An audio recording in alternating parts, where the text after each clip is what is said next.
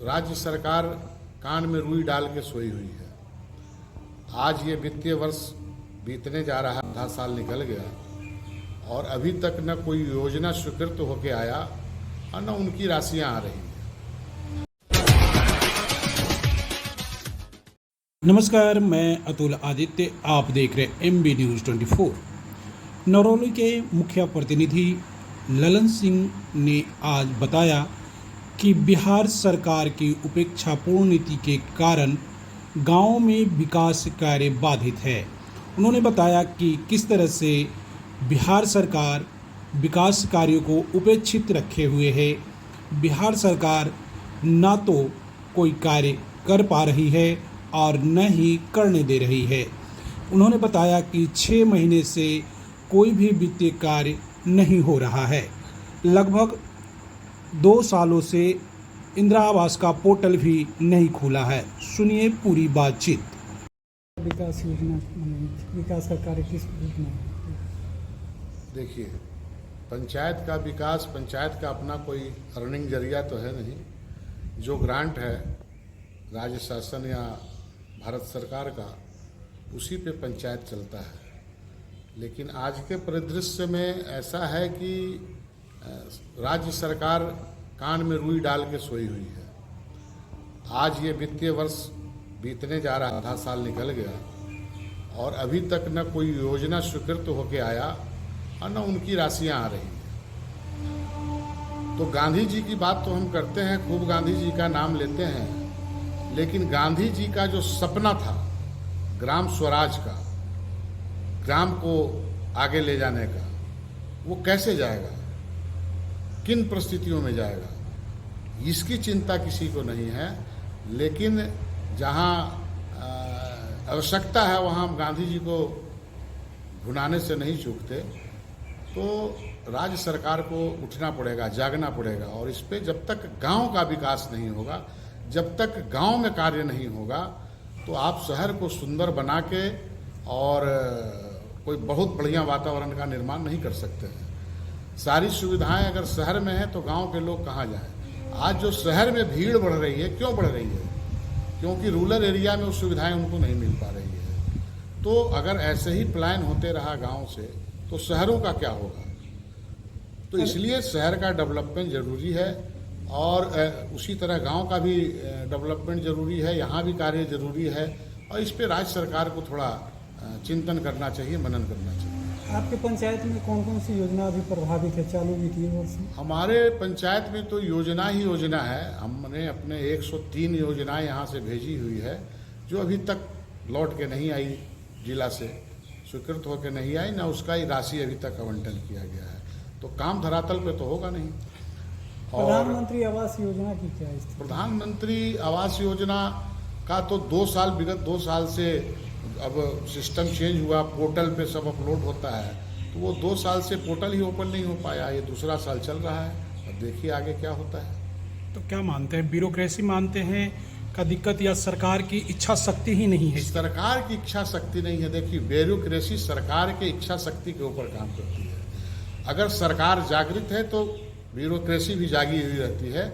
अगर सरकार ही सो जाए, सरकार ही ट्रांसफर पोस्टिंग में लग जाए, सरकार ही अपने इलेक्शन के मूड में आ जाए और अपने चुनाव की चिंता करने लग जाए, तो स्वाभाविक है कि अफसरशाही तो चलेगी ही। और आज वही हो रहा है बिहार में। तो क्या लग रहा है इसका प्रतिकूल असर संसदीय चुनाव 2024? बिल्कुल पड़ेगा, पड़ना ही है। सवाल कहाँ पैदा होता है? पब्लिक, देखिए, भारत गांव में बसता है और जब आप गांव की अनदेखी कीजिएगा तो इसका परिणाम तो आपको भोगना पड़ेगा।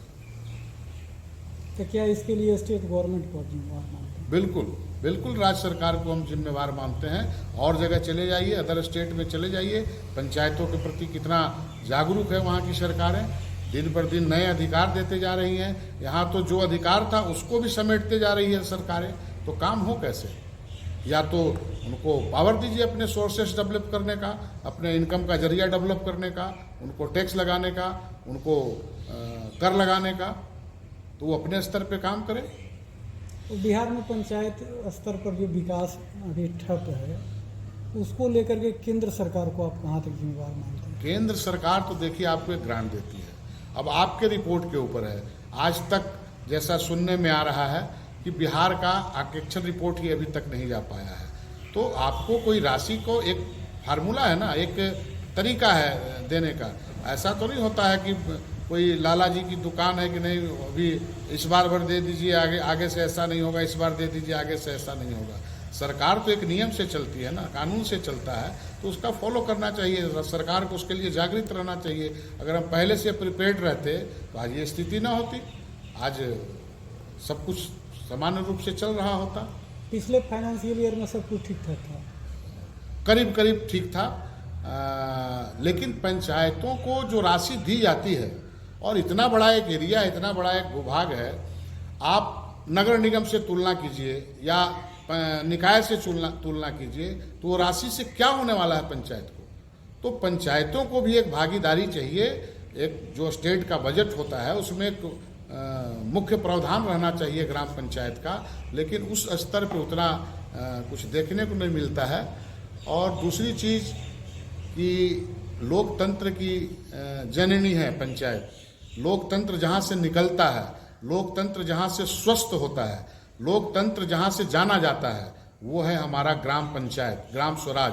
और जब हम उसी को विहीन कर देंगे, मुखिया को आप भत्ता के नाम पे 1,500, 2,000 रुपया, 2,500 रुपया देते हैं, और वो भी 1.5 साल में किसी को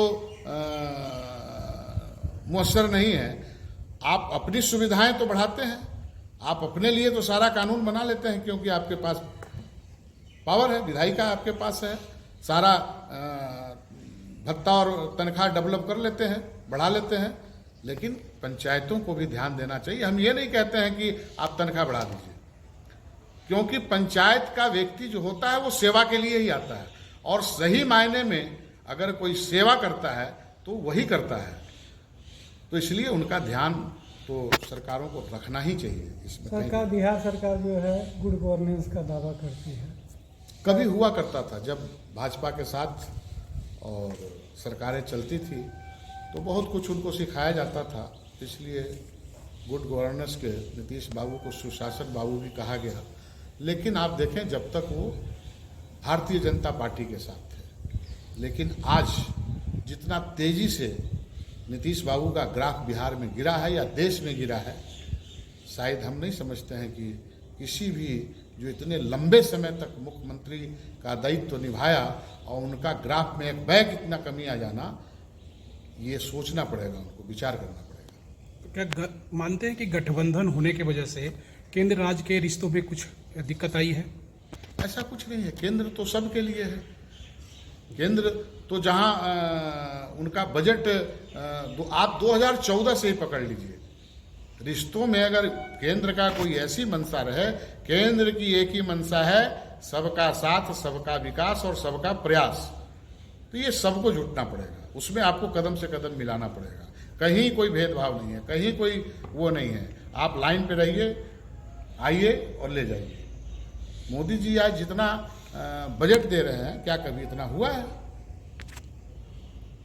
हम 5वीं इकोनॉमी बन गए विश्व में, कभी किसी ने सोचा था? तो केंद्र से तो कहीं कोई प्रॉब्लम है ही नहीं है। प्रॉब्लम अपनी राज्य सरकारों का ही है। और अगर यही बना रहा, यही चलता रहा, तो वो दिन दूर नहीं कि क्षेत्रीय पार्टी जो बिहार में आज तक चलती आ रही है, इसका भी सफाया